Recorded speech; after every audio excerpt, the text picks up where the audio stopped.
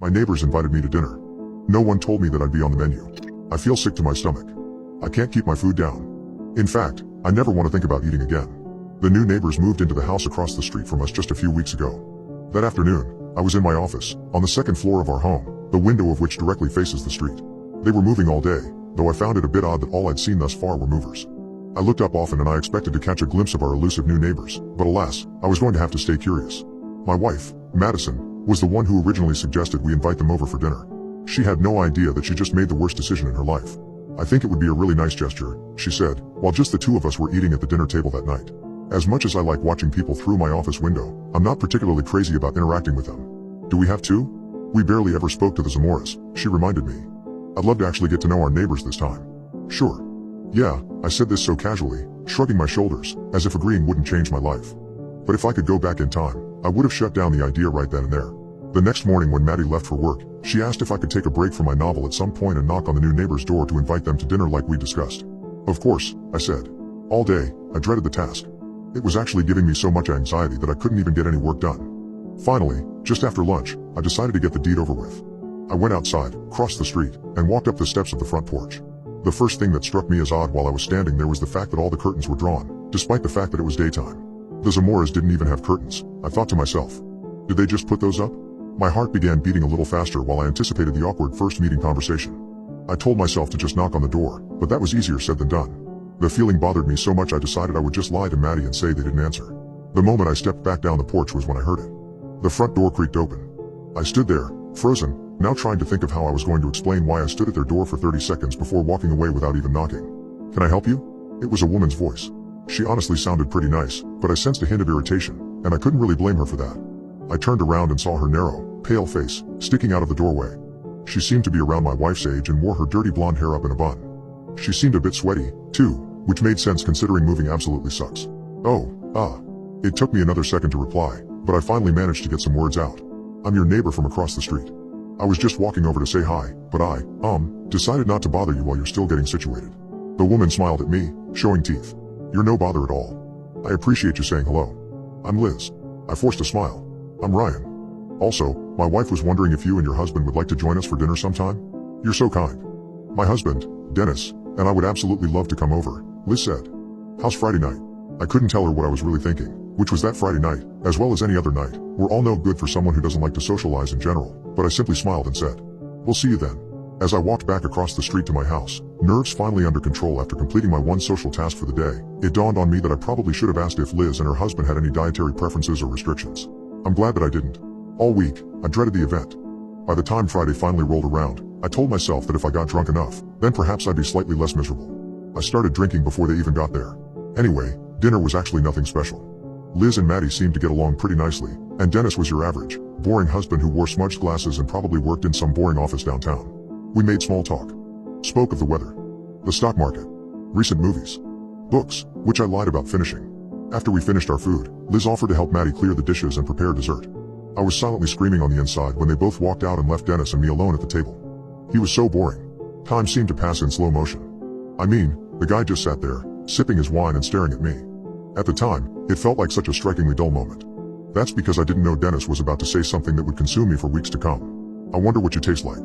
At first, I thought maybe I'd had too much to drink or that I'd misheard him. I chuckled nervously as I tried to comprehend the statement. What did you say? I asked. Dennis took another sip of his wine before answering. I think you heard me just fine, he said. Then, he put his glass down, licked his lips. What the hell? I thought to myself. Is this guy messing with me? I had no idea what to say. You're not in particularly good shape, Dennis continued. Plenty of fat. Fat means flavor.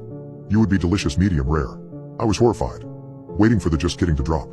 Waiting for him to burst into laughter and say got you. But he never did. Instead, I watched as a single drop of saliva began to slide down from the side of his mouth. He's drooling, I realized. He's drooling because he's thinking about eating me. That's when the kitchen door swung back open and Maddie and Liz came back in, carrying desserts for the four of us. Dennis nonchalantly brushed the drool from his face. I hope you're hungry, said Maddie in an overly enthusiastic voice. Dennis just loves chocolate cake, Liz added. My heart wouldn't stop thumping. My mind wouldn't stop racing. There was simply nothing I could say. So I stayed quiet for the rest of the night, gently poking at my cake.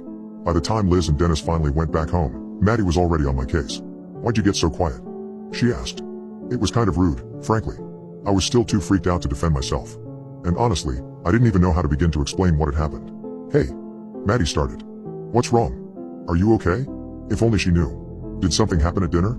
I can't help you if you don't talk to me. I swallowed. Then I finally told my wife the truth. Dennis said that he wondered what I tasted like.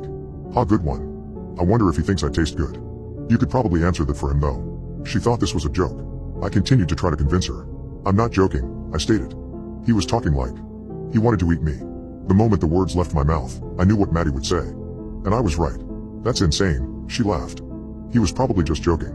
It really didn't seem like it. Our conversation escalated into a small fight, which was crazy, because Maddie and I almost never fought about anything. And here we were, debating about whether or not my neighbor implied he wanted to eat me.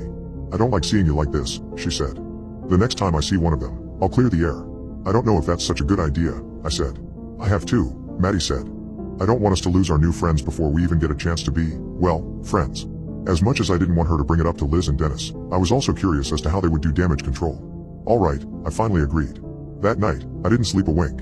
The next morning, I was standing near the front door, saying goodbye to Maddie and rubbing sleep from my eyes. Have a good day at work, I mumbled. Hey. Liz is grabbing the paper, said Maddie. Let's run over there really quick. I don't know if that's a good idea. Maddie was out the door before I could protest. I kicked my slippers on and went after her. The two of us intercepted Liz on her lawn just as she was making her way back to the house. Morning, Liz, Maddie shouted, rushing across the street. Liz turned around, a sleepy smile on her face. Hi, Maddie. Thanks again for inviting us over last night. Dennis and I just adored your cooking. Oh, it was no problem, huffed Maddie.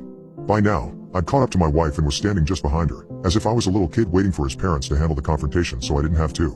Listen, Maddie continued.